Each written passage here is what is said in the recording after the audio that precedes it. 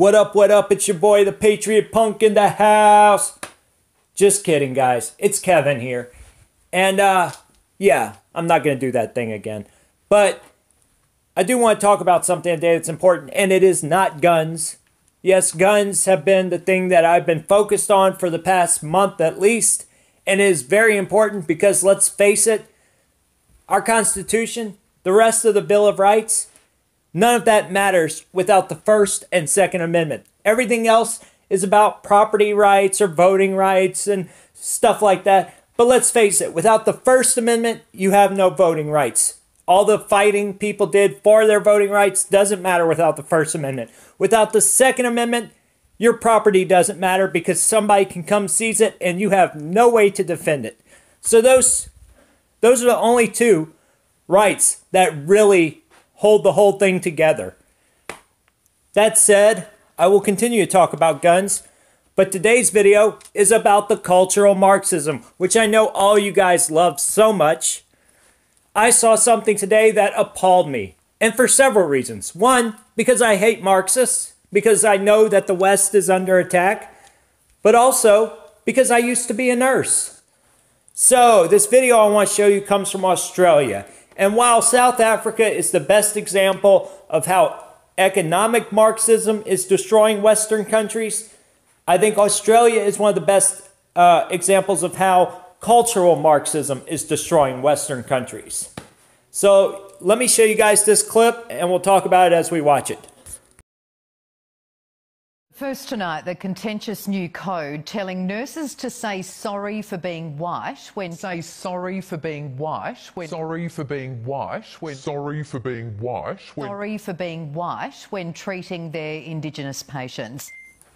That's right, guys. If you're a nurse and you are white, you better tell your patient how sorry you are for being white, even though you're living in a majority white country. But wait. Just wait till you hear how they justify this. Now, it's the latest in a string of politically correct changes for the health industry. So she's right, guys. They passed a whole string of changes, and it's all about being politically correct. It's so much stuff. It's dozens of memos, all these different checklists and SOPs that are only going to tie down the hands of doctors even more. And I can't read it all to you. It's just too much. So instead, I'll read to you from this poster that they're putting around hospitals to raise awareness for all this. And this will give you a perfect idea of where this is all headed. Number 1, addressing racism in health systems is vital for the health of Aboriginal people. Well, okay, no, it's not. First of all, there's only one thing you should be addressing in a hospital, and that is your patient's needs as far as they might have a broken leg, you get them their damn Percocet. They might have a myocardial infarction, you go get them some atenolol and start doing CPR if necessary. You do not go in there and start talking about race, all right? They don't care, and it's just going to stress them out even more and put them in danger. And more so, like I said, it's going to tie down the hands of doctors and nurses. And I can tell you, as a nurse who worked in Iraq, who worked in Katrina, who worked in other countries, when I came back to the United States, I could not believe how much time you waste doing paperwork here and not focusing on patient care. And that's because of busybodies like these. They have tied down these doctors and nurses and taken away from patient care. And that's what this does. Number 2, whiteness and white privilege refer to systems that privilege some people while disadvantaging others. These terms are not insults. Well, of course they're insults, right? But more so, nobody is disadvantaged because of white privilege, all right? Even if white privilege was real, nobody is disadvantaged because of it, because everywhere that white people exist, and there was a native Aboriginal community, or here in the United States, a Native American community like we have here, those people are better off because of whites. They are better off because of Western colonialism. And that's true everywhere you find Europeans and indigenous people living together. So nobody is suffering or disadvantaged because of whites. If it weren't for whites, these people would not have modern medicine. Number 3, one-size healthcare does not fit all. It results in systems designed for white people or the dominant group rather than cultural minorities. Guys, this is probably the most dangerous of all of these. I read in these memos what they're talking about here, and it is all about how Aboriginal people, they might not want modern medicine. They might want a witch doctor. They may want some herbal remedy that their grandpa makes, right? And you should try to provide that for them.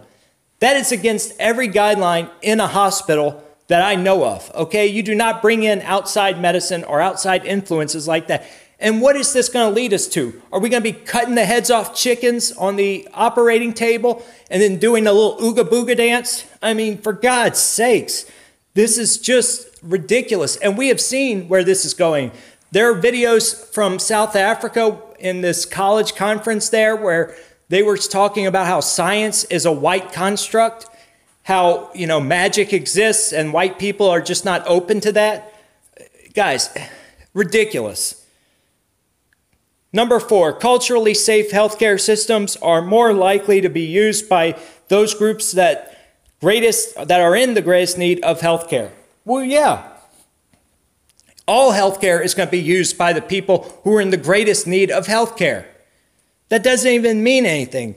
But nobody cares about cultural safety. All they care about is getting their healthcare needs met. And their healthcare needs mean modern medicine. Number 5, only the person and their family can determine whether or not care is culturally safe and respectful. Now that's important, guys. Only the person and their family can determine if you are culturally safe and respectful, which means F you, whitey, no matter what you do, if somebody else calls you racist, then you're a racist. And we see this all the time from the left. You know, even if a white person has black kids, even if you have a mixed race family like I do, you are screwed because you're white and you will never understand anything about being any other shade of skin color. And that's what this is all about, shades of skin color. It's all so ridiculous. The people who say that race is a cultural construct talk about race constantly and obsess over stuff like this.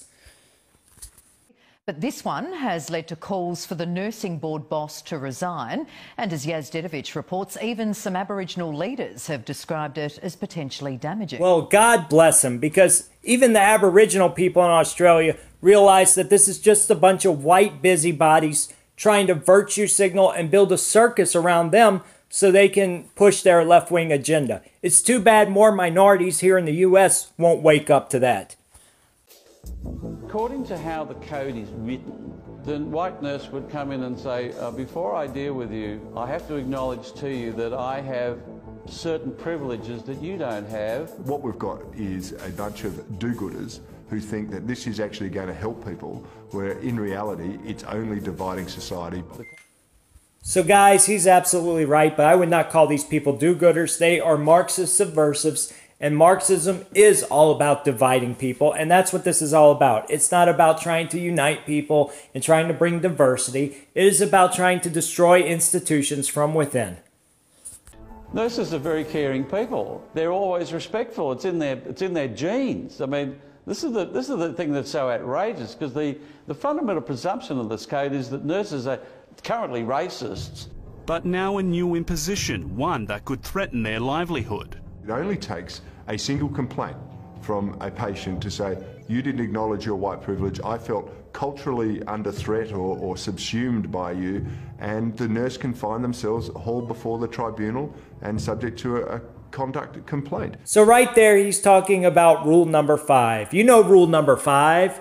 You're a racist, you white devil, and the burden of proof is on you. That's rule number 5. And here's the thing, guys. In a hospital, people are sick, they're distressed, they're on drugs. And so if somebody says you're a racist because you didn't do something properly or because they misinterpreted the way you spoke, it's not a big deal.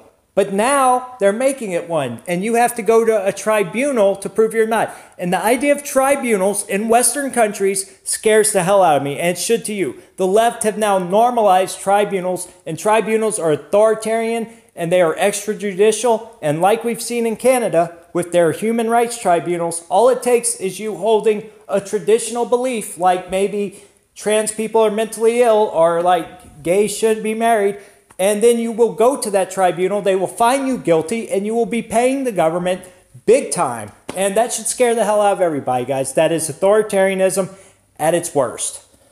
This is introducing a form of apartheid. This is a sentence out of the glossary of the paper itself. In relation to Aboriginal and Torres Strait Islander health, cultural safety provides a decolonising model of practice based on dialogue, communication, power sharing and negotiation, and the acknowledgement of white privilege. So I find it interesting he used the term apartheid right before reading this bit about decolonization, because that was the language they used in post-apartheid South Africa. And as we know, South Africa is now on the brink. The hospitals there went from being some of the best in the world to being some of the worst in a matter of 10 to 15 years. And it's because they came in and said they wanted to, quote unquote, decolonize the hospitals. So they started getting rid of white doctors and nurses. They turned management over to people who were completely incompetent, not people who were the best suited. And the same thing will happen in Australia. If I'm a white nurse and I'm privileged, my privilege doesn't come from my skin colour, it comes from the choices I've made in life. And any disadvantage of my Aboriginal patient doesn't become because of the colour of their skin or their Aboriginality. It comes from the choices that they've made in their life. Well, that sounds quite reasonable, and I agree. What do you think, Mr. SJW?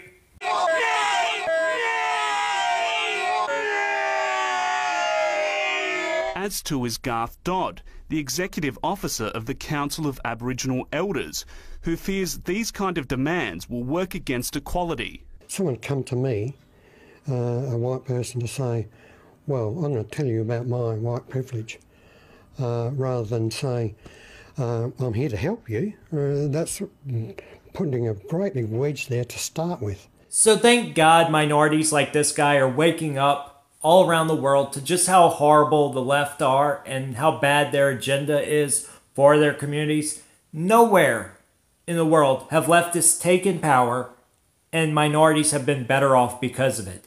Everywhere the left have power, whether it's Detroit, Chicago, South Africa, or Australia, minorities are all worse off because of it. And the fact is that people are waking up to that. Some too slowly, but still, it's like the guy said, right? It only divides people. It does not help improve their communities. It does not help improve their lives. It's coming from the political correct do-gooders. They're trying to install this idea, this concept that, you know, everything Western is terrible and everything Indigenous is fantastic. Well, correcto mundo, the West is the best, but I have to tell you guys, I don't talk about this much, and I promise I will do a video on it, but I lived with this group called the Rainbow Family, and the Rainbow Family are a bunch of traveling hippies who believe the lie of the noble savage, and they travel around like Lord of the Flies, and they live by stealing from other people, by doing con jobs, basically like gypsies, and they live this tribal lifestyle. And I gotta tell you, the average person in that group, they only last like a couple weeks, and then they run back home to mommy and daddy in their trust fund. And that's the thing about these social justice warriors. They haven't faced any adversity. You know, my time in the Rainbow Family made me realize very quickly that communism sucks and that tribalism sucks, and to be thankful for what we have in America, what we have in the West. And I think if some of these social justice warriors spent a little time outside of the reaches of Western culture, they would realize that Western culture is great and start to appreciate where they live instead of always bashing it and trying to make it like the others, right? Like the tribalism and like the communism. So, yeah, they need some adversity in their lives. The Australian Conservatives, Corey Bernardi. Everyone has equal opportunity in this country. You can get an education, you can work very hard. If you're going to say there's white privilege in a nurse and a midwife, you're diminishing the attainment of those Indigenous nurses and midwives, those people of different skin colour. Graham is now calling for the resignation of the Nursing and Midwifery Board Chair, Dr. Lynette Cusack. They're dead set against the interest of nurses, and they know it. They know it. And Professor Cusack, she is on one hand either a racist, or on the other, she's an incompetent, because she cannot see the consequence of what she has put in her own code. So, yes, of course she is racist. It's the #1 rule of the left. Leftists always project. And I gotta tell you guys, she's a hypocrite too, because she does not go to her patients and say, "Good day, mate. My name's Dr. Cusack. Here, have a Foster's. I want to apologize to you because my skin, it's just a shade darker than an albino crocodile. Now, as funny as that would be, she's not going to say that because she's a hypocrite. Here's the thing, guys. I need you guys to subscribe to this channel. Subscribe to both my channels, The Patriot Punk and InfoWars Stop the Purge. Just do a simple YouTube search, InfoWars Stop the Purge and Patriot Punk, and you will find them. Subscribe and hit the notification button because my channels have not grown very much, and it's hard because I know why. We all know why they're not growing, because they're not getting shared on YouTube, not like they used to. My first channel, I had 40,000 subs in no time. This time it's taken me half a year to get where I am now. And I gotta tell you guys, we have to be on this platform. You guys have to share these videos. You have to subscribe. It's part of the activism. You know, we have to get these things shared. I do this for the message, right? I don't care about money. I don't need donations. But some of these guys do. And I will encourage you guys to donate to Dapperton because he's doing great things with the Liberty Network. Donate to some of the guys on the Liberty Network. Some of them can really use it. I've been lucky in life. I've been blessed and I've done a lot to get where I am. But other people, they're on the same road and they're not as fortunate. And we need to help them too because this message is more important than anything, guys. Right now is the time. I do the gun videos. We need to get those out there. We need to get our arguments heard. And not just to your fellow right-wingers or your fellow libertarians. Go share them with the SJWs. Make them watch these videos. And, you know, they'll probably come after my channel. They'll come after anybody's channel you share with them. But I'll still be here making videos. And hopefully you guys will still be here watching them. I thank you guys. I'm out.